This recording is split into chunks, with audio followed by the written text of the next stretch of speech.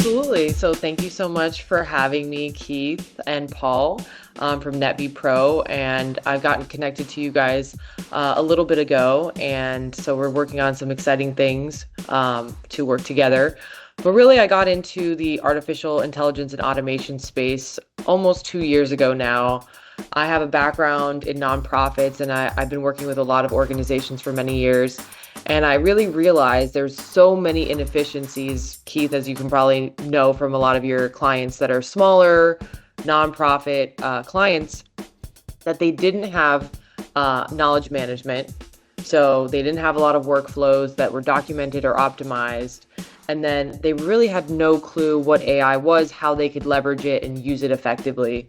And so I took it upon myself, as I do, to bring AI and automation to the industry that I know and love so dearly, and then expand also to other industries, including, healthcare, manufacturing, real estate.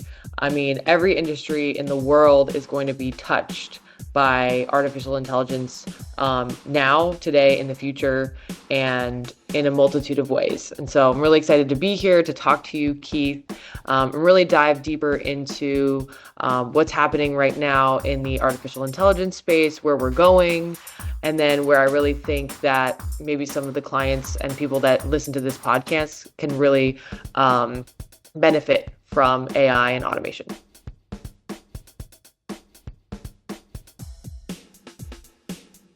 So I have a master's in social work, and I've really That's been a little focused. different. It is That's a little different. MSW. Yeah, that's awesome. And so really my career has been focused on building systems for nonprofits. I had a role in the past where I was documenting all kinds of different workflows. I actually got a program that was heavily in the red for a nonprofit and built the right infrastructure, not only from a process standpoint, but also from a financial standpoint. I've worked in anti-trafficking. I spent a few years building an entire youth coalition and movement in the anti-sexual violence and exploitation space.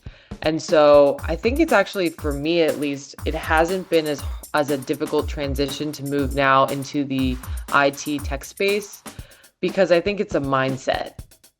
Right. I think it's when you're have an innovative mindset, when you're constantly trying to push the envelope and think outside the box, I think you can be successful in any industry, but particularly now in tech, because really when we talk about artificial intelligence, we talk about use cases, right? So Mm-hmm. how can this technology be applied to a specific thing, a specific use case, whether that be like customer service.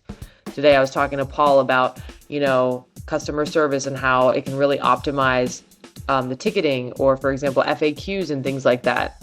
From a marketing standpoint, from a data management standpoint, and how you're transferring data and doing data entry, like AI is amazing at doing a lot of different things. And so I think for me, it's just been the evolution of me, the evolution of my company and my vision. And I'm really excited to continue to push the envelope and really be able to help clients leverage AI and automation to really improve their businesses.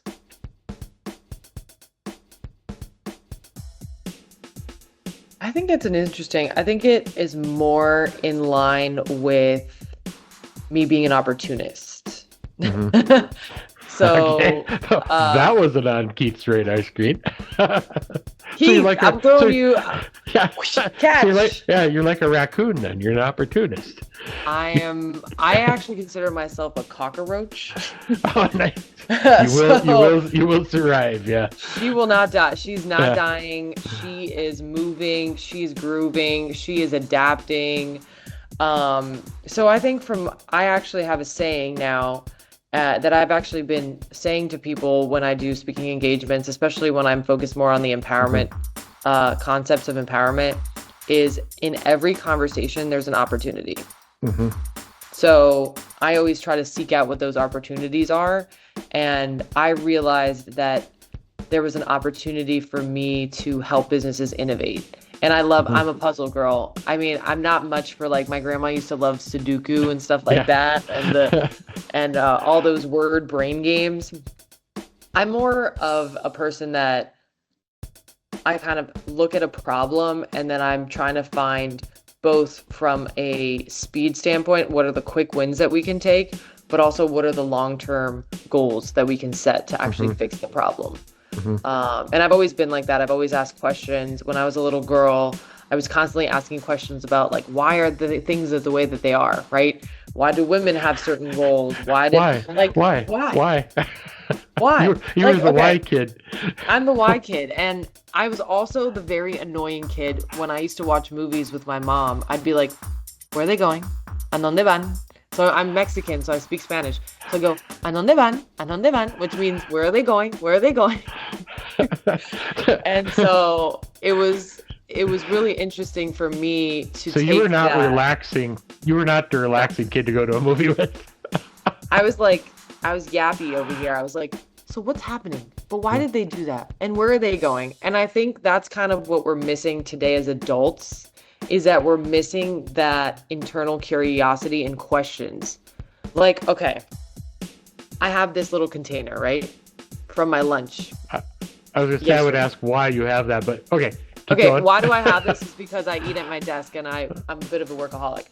But the bigger question that I would ask about this is, why is it disposable? And the reason why it's disposable is because it's cheap, obviously, from a capitalistic standpoint, right? And then obviously you want me to buy a ton of these over and over again.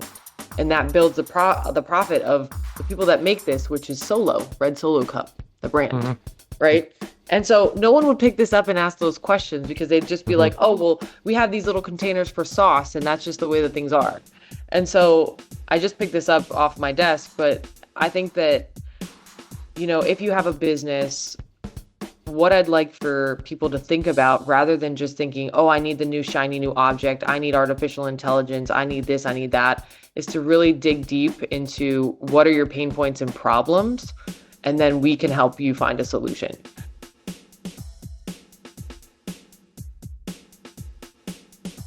I think it is really overwhelming, and as you and I, since we're in the industry, I think there's no denying that it's overwhelming. So I just want to say that first. And I think the reason why it's overwhelming is just the lack of regulation and policy, number one. Number two, the speed at which these tools are moving and the new features are being released. It's hard for any human being to wrap their brain around and keep up with. Unless like your full-time job from 9 to 5, 9 to 6 is just to be researching all the new tools and learning how to use them. And some people are focused on that. And I do lean on a lot of these people that's what they're doing every single day. I would say, you know, my recommendation to folks is to sign up for, I have a newsletter that I have. It's called TLDR, Rundown AI. And basically they send you every single day updates on new tools and new features. So trying to keep up with some of the new things that are coming out and following people that you trust. From a policy standpoint, I would say even lawyers that I work with and know, it really is the Wild West. So I think that reviewing your internal policies, coming up with an AI policy for your organization or your business is going to be really important. And just starting to have those conversations about which AI tools you're using.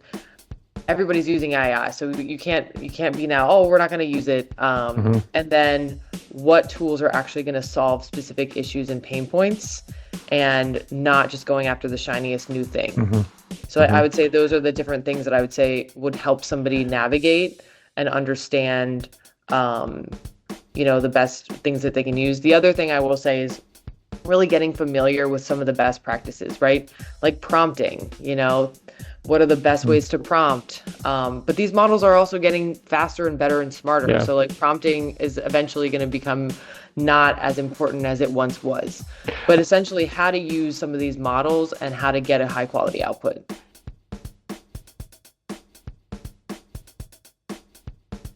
I do. I think that the way that I try to work with clients is to first we take a step back. So the first thing is to, and I talked to Paul about this today, is to think about what is the as-is workflow. So for example, let's say that you are a business that sells a product,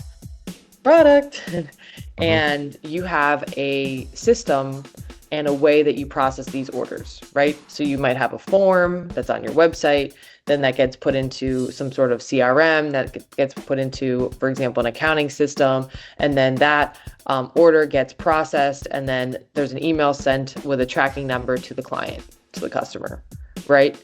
And so let's first document that. What is the process currently? How many hours is it taking? How many people are involved? What current systems are being used from a tech stack point? Mm-hmm.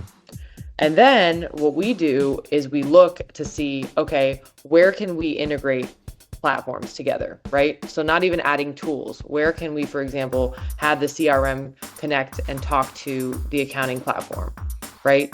Where can we, for example, create a Zap or an integration that will then send an automatic email, right? Mm-hmm. Where can we even start to eliminate tools? Because something I'm seeing from clients, and I've talked to 3 or 4 people this week, is I think it's actually the opposite of what most people think. They don't need more tools.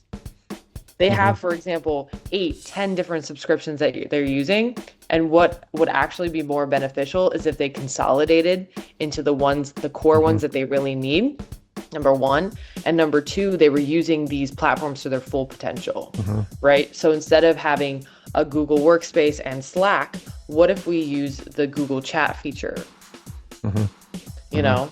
And so not trying to focus as much on the front end on what is the new tool that we need to integrate that has AI into it, but let's consolidate everything that we have. Right. And then we can actually find a solution, or we can build it for you that will incorporate some sort of artificial intelligence that will help you solve a key problem that you have.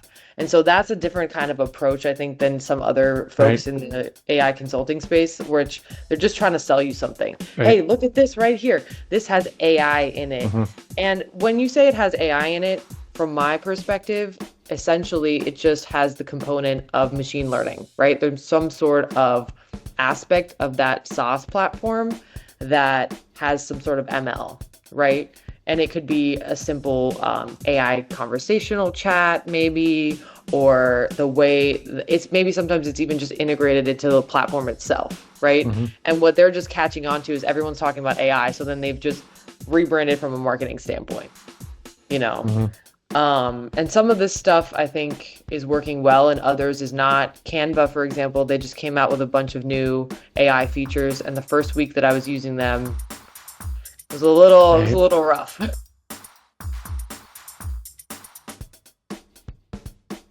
I think that what's happening now is that this technology is moving exponentially faster than we've ever seen anything move before. And so the average person, John Smith, who, middle management, he's not keeping up to this. And so I think there's an opportunity and almost a responsibility to deploy strategic training for employees. And I think that, my team and Javier Sanchez, who just deployed an amazing agentic system for a company, he's actually building out an entire training academy. And so why is that important? Because it's not enough to just do a few training sessions and be like, yeah, we're going to send you an email and, we'll circle back and blah, blah, blah. It's actually, you're retraining an entire workforce to do even different jobs, right? Well, yeah, to do things that don't exist. Exactly. And so it's really, I think the education space is a huge opportunity. And I also think that there's a huge need. That's something that through BotQueen I've been doing a lot of, as I get hired mostly from membership organizations. So I'll have folks like the National Limousine Association, Nonprofits First, Extraordinary Charities, where they have a lot of different either businesses or nonprofits that are members of their organization, and they want to provide programming for them to teach them how to use these tools, to teach them how to think about artificial intelligence, what the newest things are, et cetera. And I'm helping to fill that gap. I do think that I'm hoping that it becomes more popular for businesses to use as professional development. I've done some of that already, but I think it's one of those things that hopefully in 2026 becomes more popular, where you're having consultants like myself and trainers like myself come in and do training on how to use these tools. And again, I don't think it's a it's a one size fits all. I also don't think it's a one-time Hmm. training, which is what I've been trying to flip on, is at least doing a few of them. Because Hmm. uh, imagine if I just said, Keith, let's just do 1 hour Right. and I'm going to teach you everything there is to know about AI. I mean, there's no way to even touch Yeah. on the Well, complexity and the amount of tools that there's in available.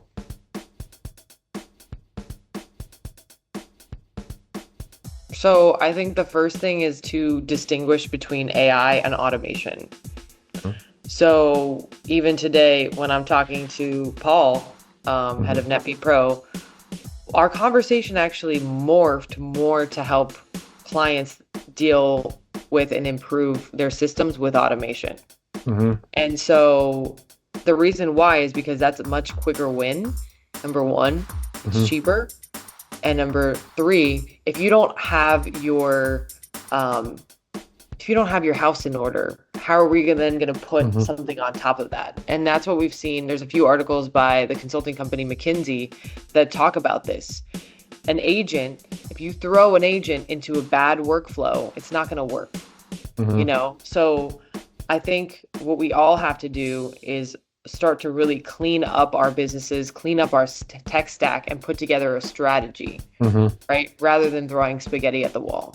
Mhm. And so that's one of my points, is to distinguish between AI and automation. Start with some automation, get some quick wins, and then Mhm. start experimenting and talking about different use cases. So Mhm. ServiceNow, who's a really large AI company, what they have is, and deployed, is called the culture of curiosity. And so at every level of the company, they're having discussions about how to create new AI solutions within the company, how to improve workflows, etc.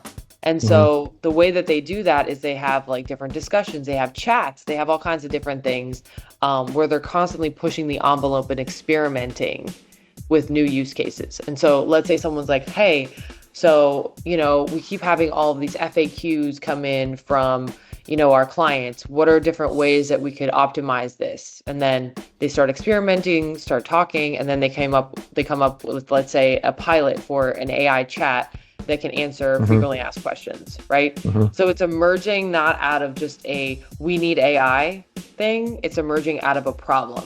Right. So that's why my biggest push to business owners right now is start diagnosing and understanding your workflows and start identifying problems.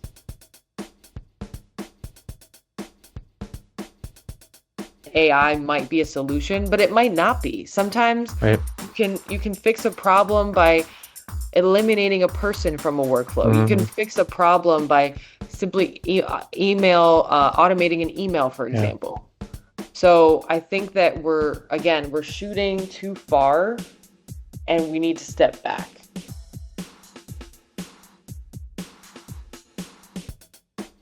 Sure. Okay, so I would say the first thing is to step back and ask, where's your time going?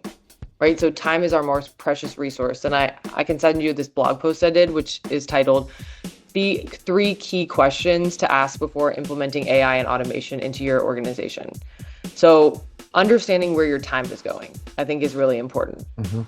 Mhm. and documenting that. Number two is, what could AI automate? You know, and maybe it's not even just AI. Where could you, for example, put in different automations? So a woman that I met with today, she has an entire onboarding process for her clients. It's 3.5 hours. Mhm.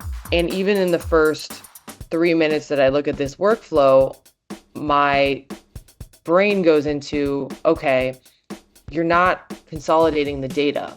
So what if you created a portal to bring all of this onboarding data together instead of having all of these silos? Mhm. And then what if you created a training video instead of calling the client? So Mhm. so thinking about what is it in that particular first workflow that you can automate. And Mhm. then what is your ROI on time, right? If I could spend more time on blank, it would have a blank impact on my small business. If I could outsource blank, I would devote more time to blank. So my uh, summary to a business owner is, grab one workflow, understand where your time is going, document Mhm. that process, and then start to think of ways that you can optimize it. So where can you, for example, add a simple automation, or where could AI fit in? Maybe, for Hmm. example, if you have a workflow where you're writing copy, maybe AI could fit in to help you write that copy, Hmm. right? To help you write that blog post. And Right. so I think it's really important to think about keeping the human in the loop. And that's Hmm. what I always come back to is we don't just want to automate our entire business. We want Hmm. to think about the way that it can actually strategically grow, instead of just, you know, putting things out there that are not effective.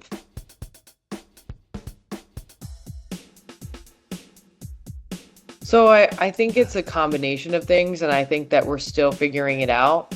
And from my perspective, I think it has to be a hybrid approach Hmm. because in a way, you need to be able to understand and Yeah. know how to write. You need to know, Yeah. understand and know how to do math.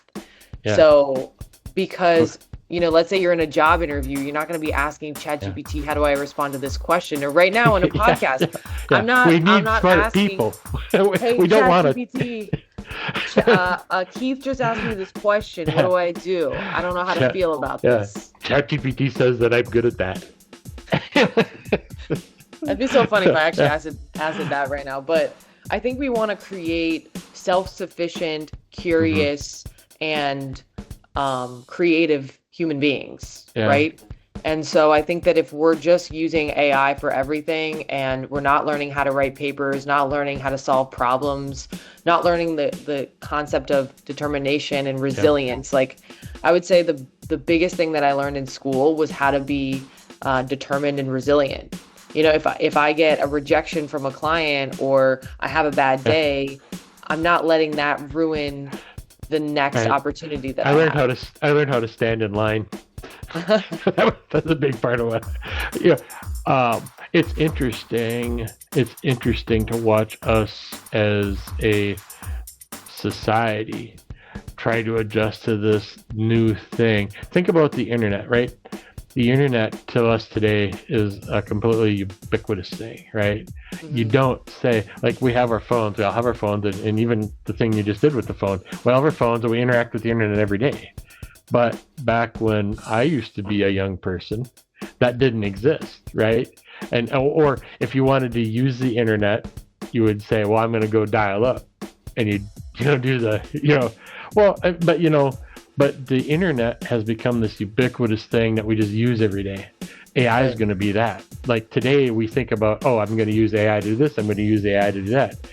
In a period of time, it's just going to be what we do, right? Right. So how do we steer this big ship into helping us from end to end?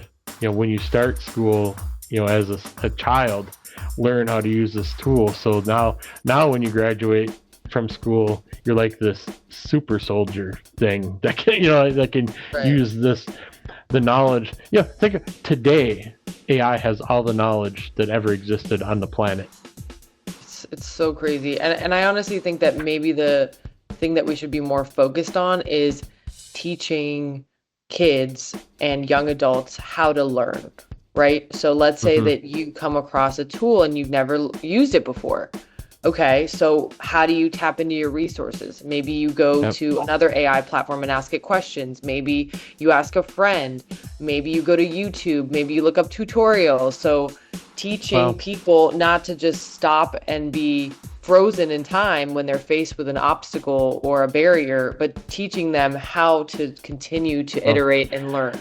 Caitlin, it goes back to the first thing you said was that ability to have a curious mind. That's critical. I mean, that goes back to the first early human that licked a reed and stuck it in an anthill, right? Having a curious mind. That's the most important thing, right? To all of this is encourage learning, understanding, and it's okay to make mistakes and learn. That's probably the most important first step. Is don't be afraid to break it. Take that first step. That's Right. probably where what I guess as we talk our way through it, that the analysis paralysis is what I see stopping businesses today, right? They're afraid to do it. So don't be afraid to do it. Just get out Yeah. there and learn. I also want to end with one thing, and I think that Hmm. this goes along with everything that I've probably learned in my entire life, is that I think people are really seeking a quick fix. Hmm. And so they come to me or they come to you and they say, "Hey, I want it AI. I want it now."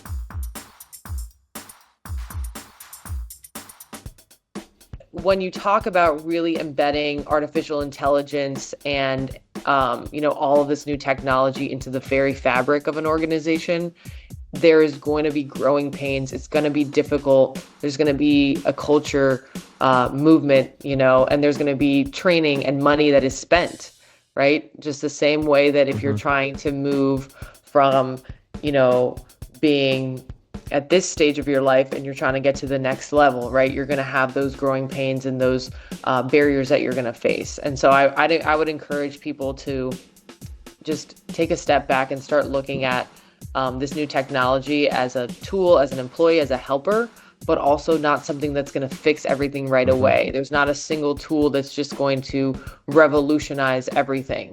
Because at the end of the day, we're people, right? And people are going to man these Hmm. systems. People are going to be part of the Hmm. loop, and they Hmm. should be, but people are not predictable, right? Hmm. And people may falter. And so will the AI. It hallucinates, Hmm. Hmm. and so I think striving for creativity and innovation rather than perfection is what we should be leading with.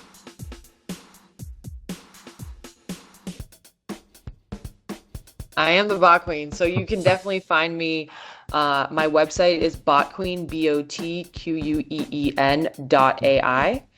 My email, Caitlen, Caitlen, at botqueen.ai. I'd love to hear from you guys. And you can find me on social media, same thing, botqueen.ai. I'm on Instagram. You can find me on LinkedIn, say hi, TikTok as well. And so social media has been a great platform for me to Hmm. start really sharing some of these nuggets and being able to connect with a community that's interested Hmm. in learning more. So And thank you you, do Keith. speaking too, right? You do speaking I engagements, do. So that's right? definitely Okay. part of my business is doing speaking engagements, whether Hmm. that be training, conferences, keynotes.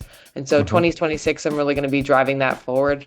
I love being able to educate audiences. And I was actually at a training this week in Miami, and someone told me that they heard me speak in June of this year and Hmm. that I actually had helped them use a tool called Gamma. So now they're using that.